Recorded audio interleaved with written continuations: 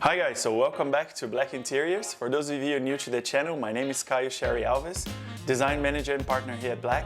And before I continue, if you haven't done so yet, I'm gonna ask you to please subscribe to the channel by pressing the button below. Now, on today's video is going to be another episode of a room guide, and on today we're going to be talking about master bedroom. For those of you who missed last week's episode, we talked about formal living, and there is a link to that video here below as well. Now, or up, I can't remember where it is the link anymore, but anyway, it doesn't matter. Now, what is the important thing about designing a master bedroom? So master bedroom, obviously the first and most important thing to think about is the master bed, right? Before that, you do anything, you need to decide what bed you're going to use in your master bedroom. So everything is going to work around the master bed. So some of us have the ability to have, a bigger size bed, but the smaller size that anyone would recommend to any couple to have is 1,400 millimeters, which is 1.4 meters wide. However, the wider the bed, the better it is. So if your room is wide enough to handle a king size bed, you should definitely consider it. After all, a larger bed, although it's more expensive, is always cheaper than divorce. So you thank me later for that.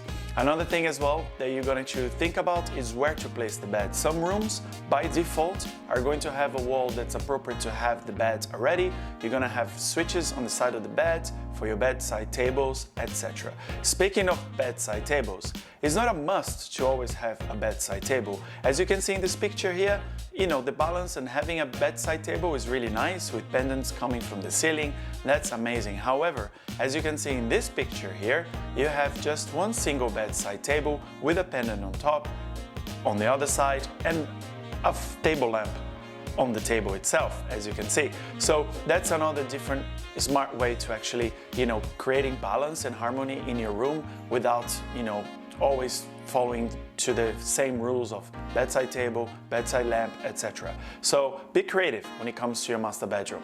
Now, speaking of that, lighting is super important, especially what sort of lighting you're going to have in your master bedroom. The bedroom, after all, is a place that you should relax and, get sleepy. So never ever consider any light fittings that's higher than 4,500 kelvins. Always lower than that is advisable. Anything higher than that in a home should only be used for bathrooms and kitchens, although I actually prefer to have a warm light even in a kitchen. However, we understand that it's not the case always. So another topic I want to talk about is what else you need to consider when you furnishing a room is some people, they need to have more storage, so they'll consider a chester like in this picture here or in this picture here. However, I feel that if you don't really need extra storage because you're lucky enough to have a really nice walk-in closet, then have less pieces of furniture in your room. You will be waking up feeling more refreshed in the morning when you wake up to a room that doesn't have a lot of stuff in it.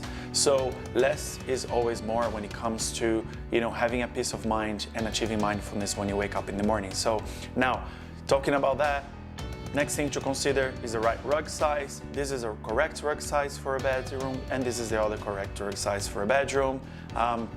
And then curtains as well. I went into a lot of details on my previous video on the living room. Same applies for the master bedroom, how to cover the window. However, just consider blackout as well when it comes to the master bedroom. And last but not least, what do you do in that odd corner of the room that doesn't have a door, doesn't have a window, doesn't have access to the bathroom, doesn't have anything? So you should consider perhaps placing a floor lamp. And some people, they say, oh, can I have an armchair? Yes, you can have an armchair. I wouldn't go for a reading chair because a reading chair in a master bedroom doesn't make sense. You're gonna read in a bed, you're not gonna read on a reading chair. So a nice armchair in a corner of the room could be a solution. However, just be wary that it can happen that the armchair can become the clothes chair. As you can see in this picture here, is a chair that you're gonna put the piece of clothing that is too dirty to go back in a closet and is too clean to go in a laundry basket, and that's where it goes. So without anything else, I think that's something to consider when selecting furniture for your room. Now, I think I covered everything. If you want to know more, Please let us know what you find of the tips. Let me know how we can improve so we can actually improve for the next video. Say thank you so much for watching, and once again, if you haven't subscribed to the channel yet, please press the button below. Thank you so much for watching.